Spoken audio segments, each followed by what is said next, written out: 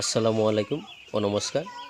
মই জামালউদ্দিন সকলোকে স্বাগতম জনাই আজিৰ মূল বিষয়টো আৰম্ভ কৰিছোঁ। তো ইয়াত তিনি প্ৰজাতিৰ হাঁহ দেখা পাইছে। তাৰে বগা ৰঙৰ যিবোৰ সেইবোৰ হৈছে হোৱাইট পেকিং হাঁহৰ পোৱালি, খাকী ৰঙৰ যিবোৰ দেখা পাইছে সেইবোৰ হৈছে খাকী কেম্বেল, আৰু ভিন্ন কালাৰ যিবোৰ দেখা পাইছে সেইবোৰ হৈছে খাকী কেম্বেল আৰু হোৱাইট পেকিং হাঁহৰ ক্ৰছিং পোৱালি। এইবোৰৰ বয়স হৈছে মাত্ৰ 14 দিন বয়সতে কি ধুনীয়া গ্ৰোথ হৈছে চাওক। তো ইয়াত হোৱাইট পেকিং হাঁহৰ পোৱালিৰ গ্ৰোথটো অলপ বেছি হয় বাবে ইহঁতৰ আকাৰটো অকণমান ডাঙৰ হৈছে, আৰু ক্ৰছিং হাঁহৰ গ্ৰোথটো যথেষ্ট বেছি হয়, যাৰ বাবে ইহঁতেও হোৱাইট পেকিঙৰ প্ৰায় সমানে হৈছে। আৰু খাকী কেম্বেল হাঁহৰ পোৱালিবোৰ হোৱাইট পেকিং আৰু ক্ৰছিং হাঁহৰ পোৱালিতকৈ অকণমান কম বাঢ়ে, যাৰ বাবে ইহঁতৰ আকাৰটো অকণমান সৰু হৈ আছে। বৰ্তমান সময়ত 7 দিন হোৱাৰ লগে লগে হাঁহৰ পোৱালিবোৰক বৰ্ডাৰৰ পৰা আমি বাহিৰলৈ লৈ আহিব পাৰি। আৰু বাহিৰত লৈ আহিলে এটা কথা মনত ৰাখিব লাগিব, ঠাইডোখৰ যাতে অকণমান ছাঁ আৰু ৰ'দ থাকে।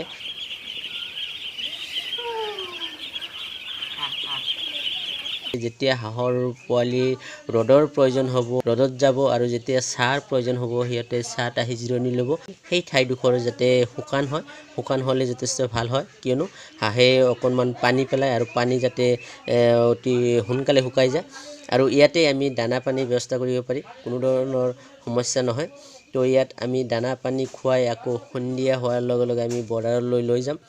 আৰু বৰ্তমান সময়ত খাদ্যৰ যি নাটনি, এই নাটনিৰ ক্ষেত্ৰত আমি যদি হাঁহৰ পোৱালি যেতিয়া 15 দিন পাৰ হ'ব, যেতিয়া 20 দিন পাৰ হ'ব, ইহঁতক আমি বাহিৰলৈ ডাইৰেক্ট এৰিব পাৰি।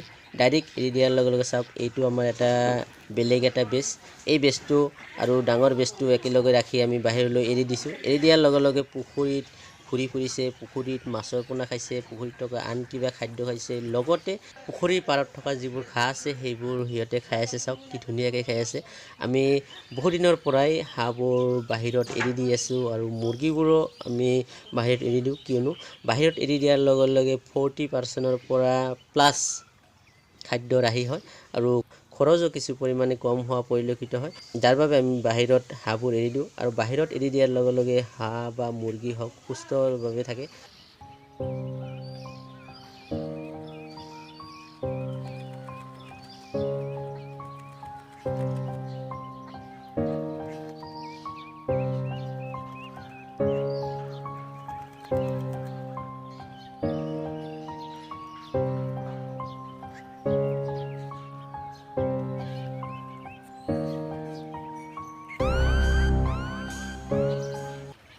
চাওক খাকী কেম্বেল হাঁহ পুখুৰীত এৰি দিছোঁ, কিন্তু পুখুৰীত নাথাকি সিহঁতে পাৰলৈ গুচি আহিছে, পাৰলৈ আহি সিহঁতে চাওক ঘাঁহ খাইছে, বেলেগ পোক পতংগ খাইছে। এনেভাৱে খাই সিহঁতৰ যিখিনি খাদ্যত প্ৰয়োজন সেইখিনি নিজেই কিছু পৰিমাণে পূৰ কৰি লৈছে। তো আমি যদি বাহিৰত এৰিব পাৰোঁ, নিশ্চয় আমাৰ পালন প্ৰক্ৰিয়াত সহজ হয়, আৰু সিহঁতৰ গ্ৰোথটো যথেষ্ট ভাল হয়। তো বন্ধুসকল, এইখিনি আছিল আজিৰ মূল বিষয়। নেক্সট আমি এটা গুৰুত্বপূৰ্ণ ভিডিঅ' আপলোড কৰিম। তো এই ভিডিঅ'টোৰ মূল বিষয় হ'ব যে ঘৰুৱা পদ্ধতিত হাঁহৰ পোৱালিৰ বাবে খাদ্য কেনেকৈ প্ৰস্তুত কৰিব পাৰি। তো খুবেই গুৰুত্বপূৰ্ণ হ'ব।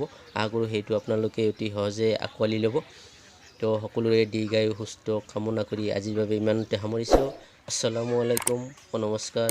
মই জামালউদ্দিন, মা কোয়েলবাট এণ্ড ডাকফাৰ্ম।